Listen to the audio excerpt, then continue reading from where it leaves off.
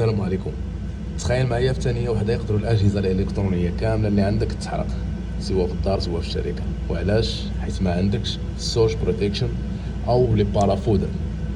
هذا الجهاز مديور باش يحمي لنا الاجهزه الالكترونيه من الصواعق ومن الفولتاج الا كان زايد.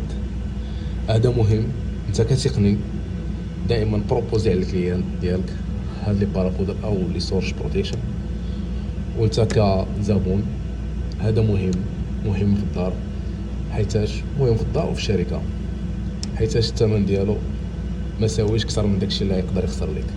هذا مهم، عقلوا عليه. ولا كنتي بغيتي تعرف عليه شي معلومه ولا شي حاجه قولها لي في لي كومونتير.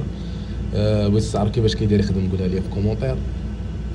عجبك الفيديو بارطاجيه مع الناس اللي كتعرف، ودير شي فولو. ومثلا فيديوهات جداد نتمنوا هذه المعلومه تكون مفيده، ومع معلومات اخرين جداد اللي هما مهمين عندنا في هذا المجال هذا. السلام عليكم.